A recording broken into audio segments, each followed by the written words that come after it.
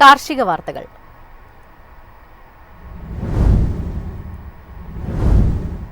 കൃഷിയിടത്തിലെ താപനിലയും ഈർപ്പവും നിയന്ത്രിക്കാൻ അഗ്രോടീൻ കേരള സ്റ്റാർട്ടപ്പ് കമ്പനിയുടേതാണ് നേട്ടം. നിയന്ത്രിത സാഹചര്യങ്ങളിൽ നടത്തുന്ന കൃഷിയിടങ്ങളിലാണ് പദ്ധതി കൂടുതൽ അനുകൂലമാകുക. കൂൺ കൃഷി, മത്സ്യകൃഷി, ഹൈഡ്രോപോണിക്സ്, ഗ്രീൻ ഹൌസ് തുടങ്ങിയ മേഖലകളിൽ ഈ സംവിധാനം ഉപയോഗിക്കാം. വിദൂരയിടങ്ങളിൽ ഇരുന്നു പോലും കൃഷിയിടങ്ങളിലെ താപനിലയും ഈർപ്പവും നിയന്ത്രിക്കാനാകും. അഗ്രോസെൻസ് എന്ന ഉപകരണം വഴി ലഭിക്കുന്ന വിവരങ്ങൾ അഗ്രോട്രാക്ക് എന്ന വെബിലൂടെ നിരീക്ഷിക്കാം. അഗ്രോടീൻ കേരള സ്റ്റാർട്ടപ്പ് കമ്പനിയാണ് അഗ്രോട്രാക്ക് എന്ന ഉൽപ്പന്നം പുറത്തിറക്കിയത്. കൃഷിയിടത്തിലെ താപനില, ഈർപ്പം തുടങ്ങിയ ഘടകങ്ങൾ മുൻകൂട്ടി നിശ്ചയിച്ച പരിധിക്കപ്പുറം പോയാൽ തത്സമയം അറിയിപ്പ് നൽകും. ഇത് നിയന്ത്രിക്കുകയും ചെയ്യാം. 1000 ചതുരശ്ര മീറ്ററിന് 25,000 രൂപയാണ് സ്ഥാപിക്കാനുള്ള ചെലവ്. ഇന്റർനെറ്റിനും മറ്റ് ചെലവുകൾക്കുമായി മാസം 250 രൂപയും ചെലവാകും. 2022 അമൽ ജ്യോതി എഞ്ചിനീയറിംഗ് കോളേജിലെ പൂർവ്വ വിദ്യാർത്ഥികൾ ചേർന്ന് സ്ഥാപിച്ച കമ്പനിയാണ് ഈ ഉൽപ്പന്നം കണ്ടുപിടിച്ചത്. News desk MyFin TV. സ്വന്തം ഉൽപ്പന്നത്തിന് വില നിശ്ചയിക്കാൻ അവകാശം ലഭിക്കാത്ത വിഭാഗമാണ് കർഷകരെന്ന് സംസ്ഥാന കൃഷിമന്ത്രി പി പ്രസാദ്. നിലവിൽ കർഷകർ നേരിടുന്ന പ്രധാന വെല്ലുവിളി വന്യമൃഗശല്യമാണെന്നും അദ്ദേഹം പറഞ്ഞു. കർഷകർക്ക് വില നിശ്ചയിക്കാൻ കഴിയാത്ത സാഹചര്യം മാറേണ്ടതുണ്ടെന്നും സ്വന്തം കാർഷികോൽപ്പന്നത്തിന് വില നിശ്ചയിച്ച് ലോകത്തെവിടെയും വിറ്റഴിക്കാൻ കർഷകർക്ക് കഴിയണമെന്നും മന്ത്രി പി പ്രസാദ് പറഞ്ഞു. സംസ്ഥാന വെയർഹൌസിംഗ് കോർപ്പറേഷൻ പുനലൂരിൽ നിർമ്മിച്ച പുതിയ ഗോഡൌണിന്റെ ഉദ്ഘാടനം നിർവഹിക്കുകയായിരുന്നു മന്ത്രി. കൃഷിക്ക് ഏറ്റവും പ്രതിസന്ധി സൃഷ്ടിക്കുന്നത് വന്യമൃഗശല്യമാണെന്നും അദ്ദേഹം പറഞ്ഞു. വിഴിഞ്ഞം തുറമുഖത്തിന്റെ സാധ്യതകൾ കർഷകർക്കു കൂടി പ്രയോജനപ്പെടണം. അതിന് ഉപകരിക്കുന്ന തരത്തിൽ അഗ്രി പാർക്കുകളും ശീതീകരണ സംവിധാനങ്ങളും ഉണ്ടാകണം. സഹകരണ സ്ഥാപനങ്ങളുടെ അടക്കം സഹായത്തോടെ വികസനം സാധ്യമാക്കണമെന്നും മന്ത്രി പറഞ്ഞു. News desk MyFin TV. സംസ്ഥാനത്ത് മത്സ്യകൃഷി പുനരുജ്ജീവിപ്പിക്കണമെന്ന് വിദഗ്ധ നിർദ്ദേശം. മത്സ്യകൃഷിയിൽ വന്ന മാറ്റങ്ങൾ നടപ്പിലാക്കുന്നതിലെ കാലതാമസമാണ് കേരളത്തെ പിന്നോട്ട് നയിച്ചതെന്നും വിദഗ്ധർ.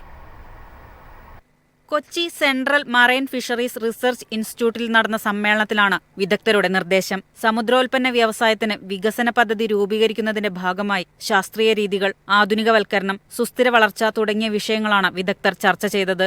മത്സ്യകൃഷിയിൽ വന്ന മാറ്റങ്ങൾ സ്വീകരിക്കുന്നതിൽ വന്ന കാലതാമസവും ചില അന്താരാഷ്ട്ര നയങ്ങളും സംസ്ഥാനത്തെ പിന്നോട്ട് നയിച്ചുവെന്ന് വിദഗ്ധർ അഭിപ്രായപ്പെട്ടു. ജൂൺ 12-13 തീയതികളിലായി VIS ഗ്രൂപ്പ് മുംബൈയിൽ സംഘടിപ്പിക്കുന്ന ഇന്റർനാഷണൽ ഫിഷറീസ് ടെക് എക്സ്പോ 2025ന്റെ മുന്നോടിയായാണ് സമ്മേളനം. 590 കിലോമീറ്റർ തീരപ്രദേശം, 87,000 ഹെക്ടർ ശുദ്ധജലം, 65,000 ഹെക്ടർ ഉപ്പുവെള്ളം എന്നിങ്ങനെയാണ് സംസ്ഥാനത്തിന്റെ വിപുലമായ ജലസ്രോതസ്സുകൾ. 2023-24 രാജ്യത്തെ സമുദ്ര മത്സ്യ ഉൽപാദനത്തിൽ സംസ്ഥാനം 6.33 ലക്ഷം മെട്രിക് ടൺ സംഭാവന ചെയ്തു. ദേശീയ തലത്തിൽ 2ാം സ്ഥാനം നേടി. News desk MyFin TV.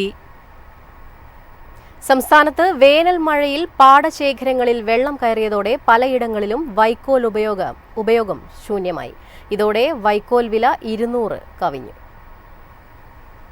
അപ്രതീക്ഷിതമായി പെയ്ത വേനൽ മഴയിൽ വൈക്കോൽ ചുരുളുകൾ വ്യാപകമായി നശിച്ചു. വൈക്കോലിന് ക്ഷാമമായതോടെ വിലയും കുതിച്ചുയരുകയാണ്. ഏപ്രിൽ ആദ്യവാരം ചുരുളിന് 50 മുതൽ 70 രൂപ വരെയായിരുന്നു വില. എന്നാൽ ഇപ്പോൾ 200 മുതൽ 225 വരെ വിലയുണ്ട്. ഒന്നാം വിളയുടെ കൊയ്ത്തു സമയത്ത് മഴ ഉണ്ടാകുമെന്നതിനാൽ വൈക്കോൽ ചുരുളാക്കി ശേഖരിക്കാറില്ല. 2ാം വിളയുടെ വൈക്കോലാണ് കന്നുകാലി വളർത്തുന്നവർക്ക് വർഷം മുഴുവൻ ഉപയോഗിക്കുന്നത്. വില 400 രൂപ വരെയാകുമെന്നുമാണ് കച്ചവടക്കാർ പറയുന്നത്.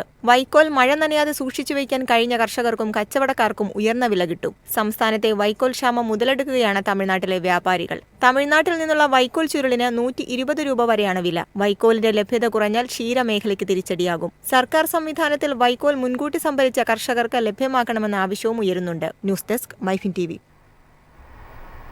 കാലാവസ്ഥാ പ്രതിസന്ധികൾക്കിടയിലും ഇന്ത്യയുടെ കാപ്പി ഉൽപാദനം കുതിക്കുമെന്ന് റിപ്പോർട്ട്. ആഭ്യന്തര ഉപഭോഗത്തിനും കനത്ത മുന്നേറ്റം.